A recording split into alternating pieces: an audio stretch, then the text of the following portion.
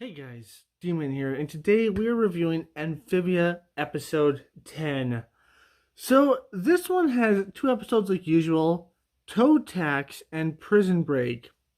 And I gotta say, Prison Break was pretty interesting, and Toe Tax was pretty interesting as well. So let's start off with Toad Tax first, because it's the first episode that came out, obviously, or it's the first part of the episode. So basically, this is all about the mayor stealing all the tax money, which does happen in reality. Sometimes politicians steal money because they're scummy scumbags, and the mayor is one of those scummy scumbags. Again, as I already said in my last review, maybe Habadiah will become the mayor or something like that. And it also starts off with everybody criticizing and like mocking um Anne for no real reason. Because before I thought she had their respect to a certain extent, but then this episode they totally just lose that. Like, what about the restaurant episode? They all kind of like were like happy with her, but now they're like, okay, now we're fully with you. It's just kind of dumb, to be honest. It's just like we never had this problem before, but now they're showing this problem, even though we've had episodes with her interacting with the town folks before. And it's not like they loved her, but it's not like they hated her this much or like made fun of her this much. You know, it's an interesting little thing, but whatever.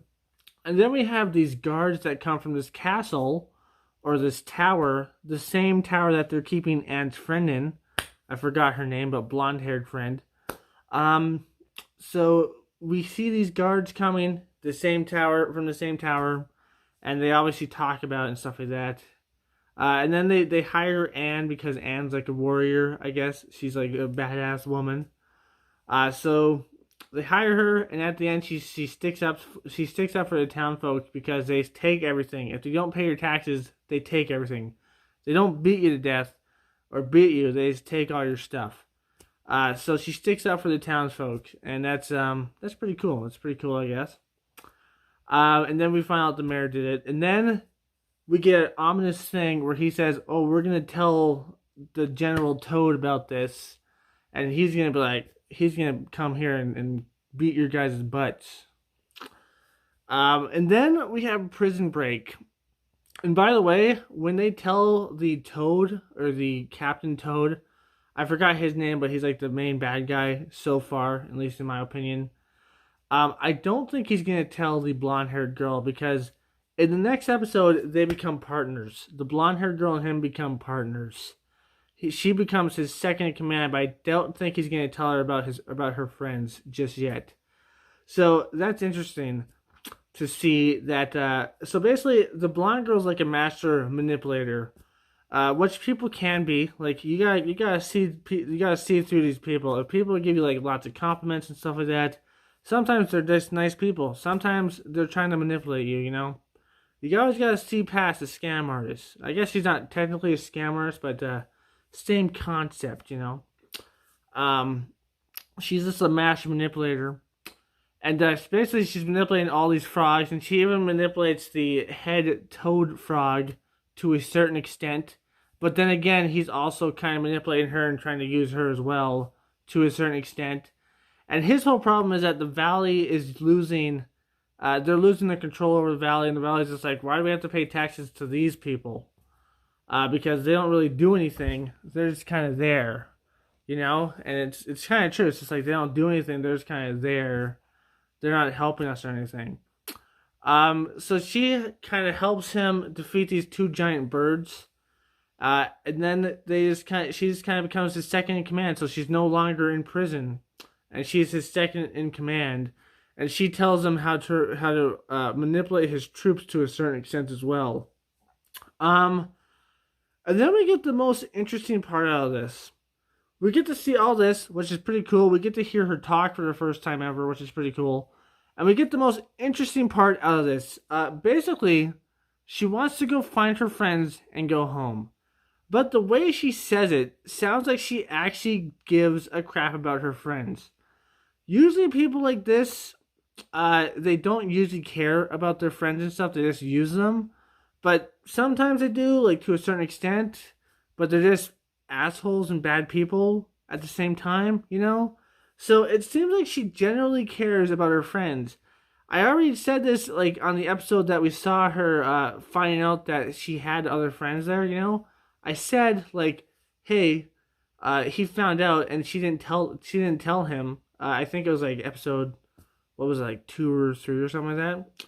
And she didn't tell him that she had other friends there, you know, because she was in jail and she didn't want to tell him, I guess.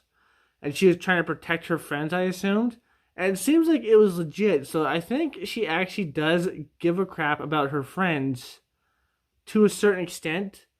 But then again, I don't know if they're actually going to be friends at the end or if she's going to have like a redemption arc because she's obviously not the best person, but she obviously has feelings at the same time because she obviously cares about her friends to a certain extent. You can obviously tell that. Is that because they're all in this world together and they're stuck there?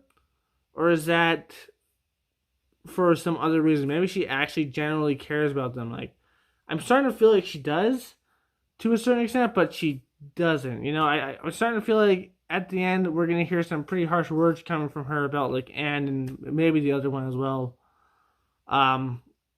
Because she might be like a backstabber or something like that, or Anne might like disobey her, and she might be like, "Hey, Anne, like you're supposed to be with me," sort of thing. So she might get angry at her. But I have a feeling that we're gonna get some sort of redemption arc for her.